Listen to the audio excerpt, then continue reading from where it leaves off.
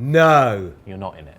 No way. Well, hold on, let's watch it again. Let's watch it again. I must have missed him.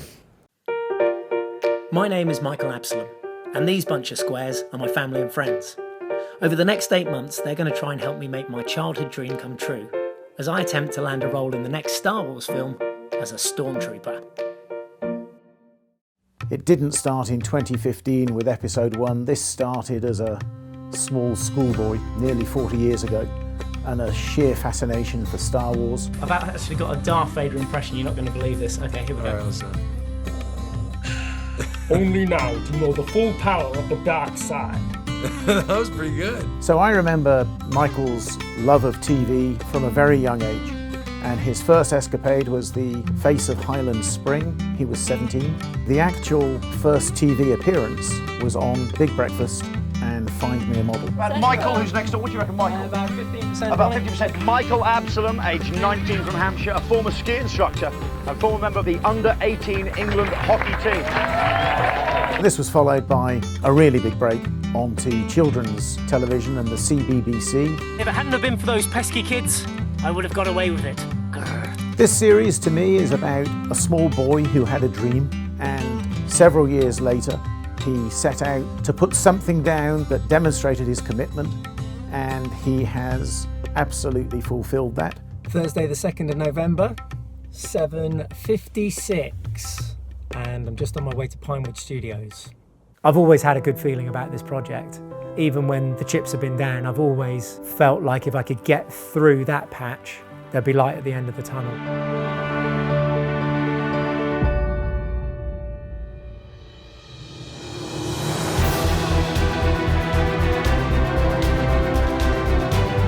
So today we're going to reflect on the favourite and funniest moments in the previous 8 episodes. Best moment of the whole series was Ridjo. Yeah. How many times have you done this?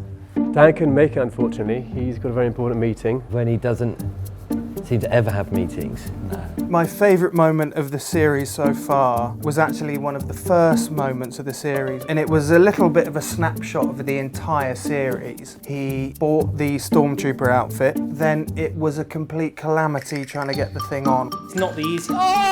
It was painful, it was sweaty, and at times slightly tireless. So far, we've only got the shins on and it kills. I'm a bit worried my calves are too big because I play a lot of hockey. Oh no, he's trying to put the arm on his leg. So he's not got abnormally large calves, he's just a muppet. Did we get you on camera being arrested by the police outside? That was one of the best bits. With your E11 gun. blaster. You shouldn't really be walking around with that. Okay. From a distance. Yeah. It looks like a real firearm. Okay. My favourite moment has to be the start of episode 6 of Stormtrooper. It's the bit where Abs is running through the trees in slow motion getting fired at by lasers. We took drones and a few slow-mo cameras to the Trough of Bowland and put that together in a few hours. Now the reason it's my favourite is because I've been on the journey with him. As a mate of his, I wanted this to happen for him so badly. We all did. We all wanted him to be in the movie, even though all of us kind of also thought at the same time that it's unlikely that it will happen. But the guy's drive and his ambition and his will to succeed is like no one I've ever met, and to be a part of that, even if it's just in some small way to help him film something for these things that he's doing, it meant more to me for that reason. When we went into the trailer in episode 2, and we had been moving slowly for a couple of hours, queue barged thousands of fans, interviewing them along the way, and suddenly the doors opened just as we got to the front, and we started walking in. You got Abs, did we just sneak in? Yeah. And I was like, yeah, just keep going, just keep going. Yeah. Like we just looked tunnel vision, just looking. But still the heart was going. Yeah, was like, mate, yeah, my heart was racing. I was thinking we'll be chucked out straight away. Star Wars history.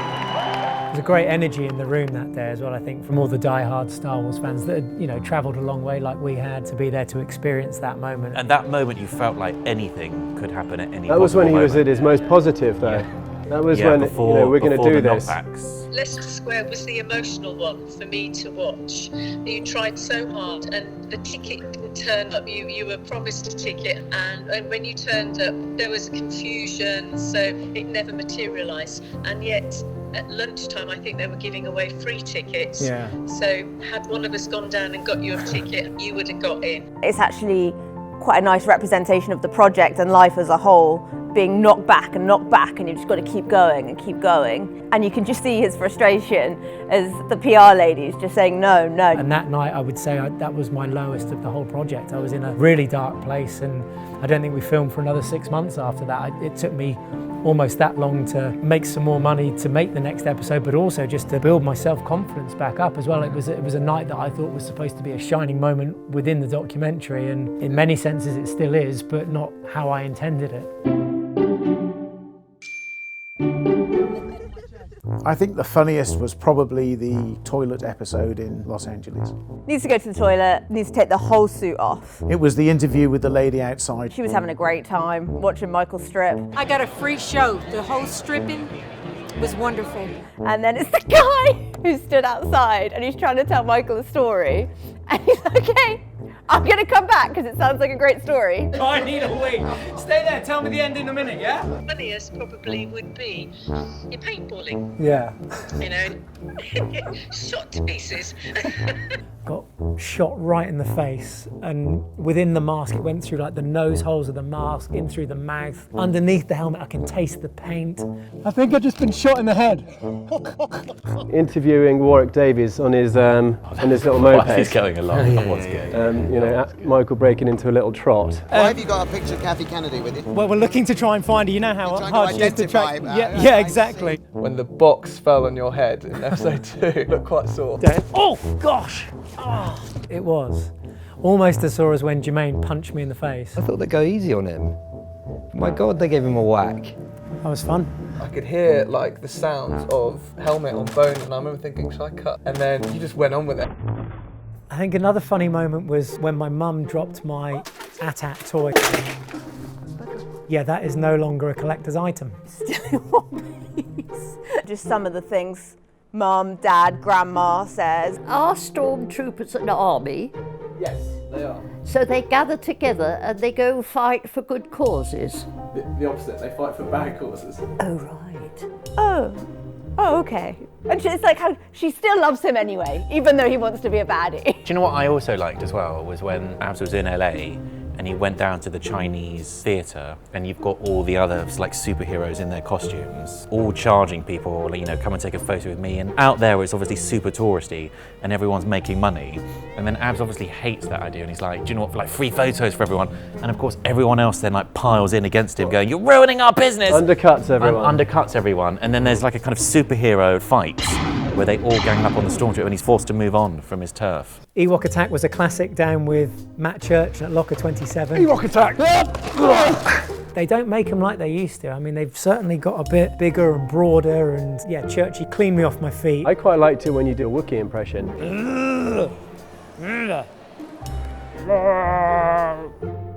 Meeting my old friend Scott. So Scott works for StarWars.com. I've met him a couple of times during the series. Scott! Scott! Scott! Scott!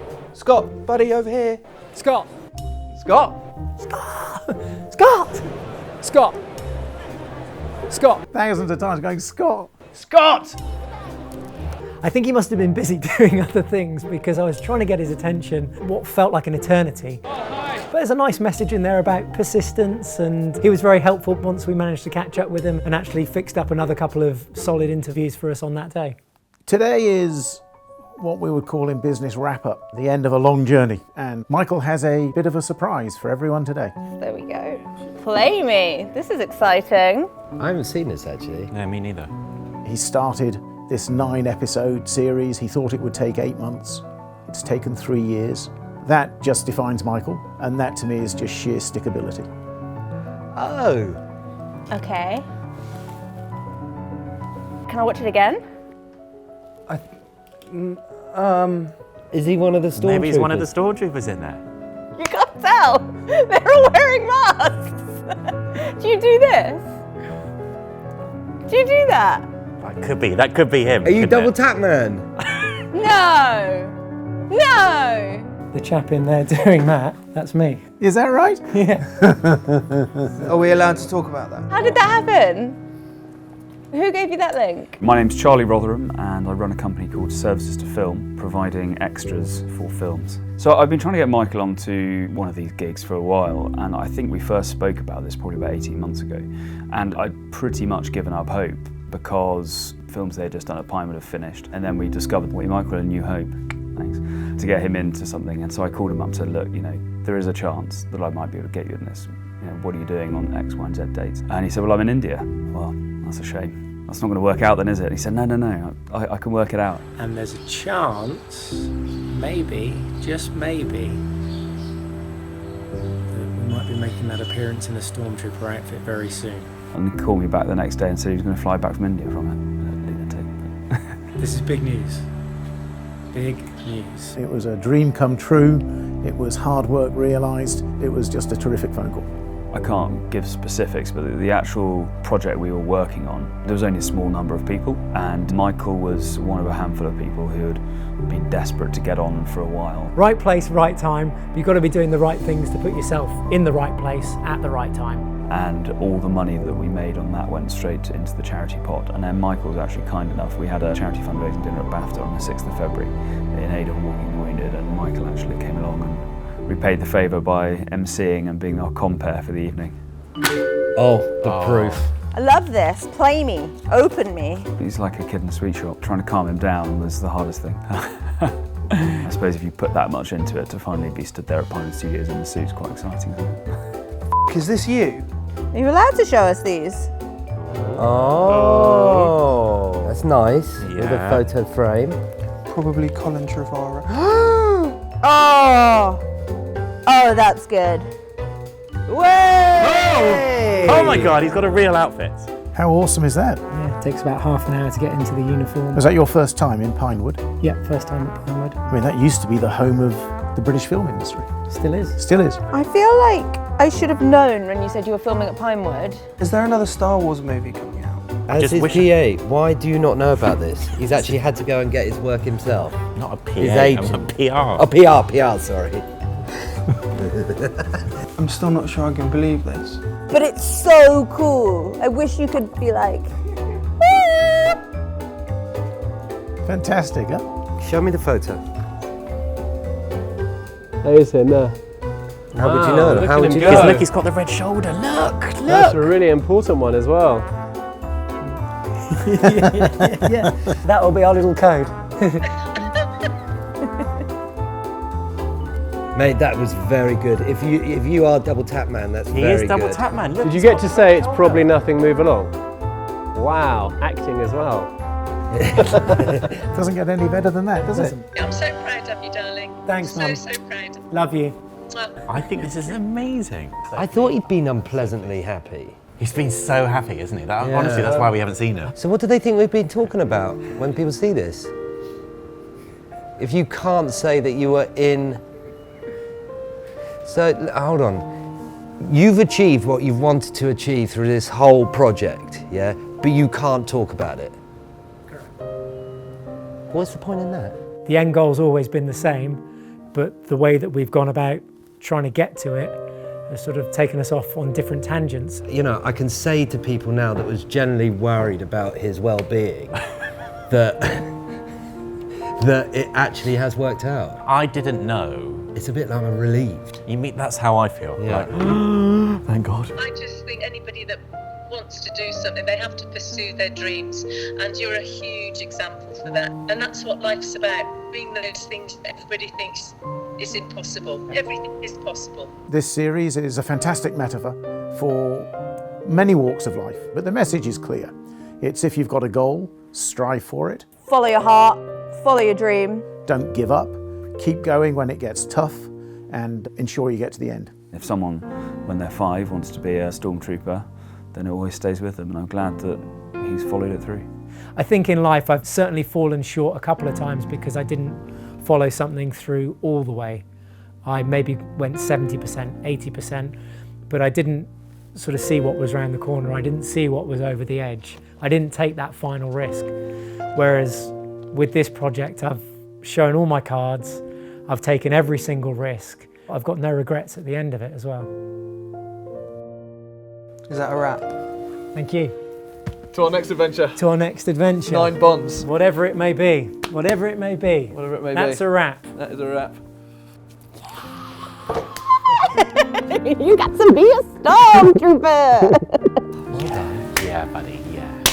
And you kept it, who, you must have told someone. How have you not said anything when you're drunk? Is that why you're not drinking? Maybe, just maybe, you might do it again. Oh, I'm so excited. Okay, cool. What next? Looking back, what advice would you give to a 35-year-old version of yourself about to set off on this journey? Good question. I would say trust yourself, trust your vision, be prepared for some knockbacks. It's not going to be easy. Achieving any goal requires hard work, so if you're prepared to put in the hard work, then you'll get the rewards. Give yourself the freedom to f it up. Don't look for perfection. Fall down 7 times, get up 8. You only lose if you give up. And don't let anyone tell you that it's not possible. Everything's possible. Anything is possible. It's as much about the journey as it is the destination.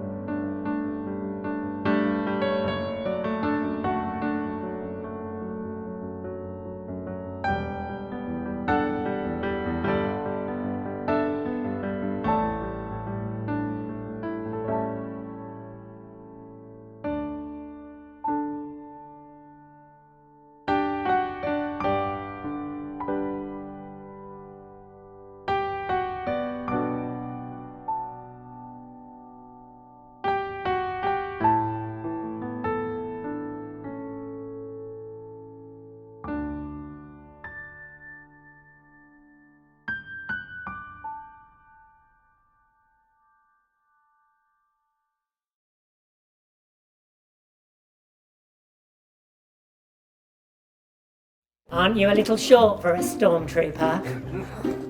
These aren't the droids you're looking for. He is in a galaxy far, far away. He's gone beyond a bond. Can we get some makeup, please? You to promise me makeup if I was to do this again. Because in the last one, I look swollen and sweaty. I forgot the question. You're feeling enthusiastic and life is good. It smells nice through the nostrils. What? So the reason I couldn't make the meeting at Mr. I keep looking at the camera. Sorry, I just stop that. That will be a delivery. Are we just going to ignore that? Missed it. Should we go together? Oh God! Too much went in. Oh! All right, men. Load your weapons. Come on, load them. Sound like David Beckham. Victoria? Victoria! There are 2 remarkable things about this project when it comes to the budget. One is that Michael's managed to stick to it. Loads of money. Yeah. And 2, if you look at what Abs has made and what he's produced on the back of it with the budget that he had, it is remarkable. Still owe me 30 quid. I'm slightly nervous. I'm not as funny as I am usually. So that blow-up doll with the face on, that was Colin. Do you ever get that back? You can take that out. Can we go again? As a viewer, I would be quite irritated not to know definitively. Yeah.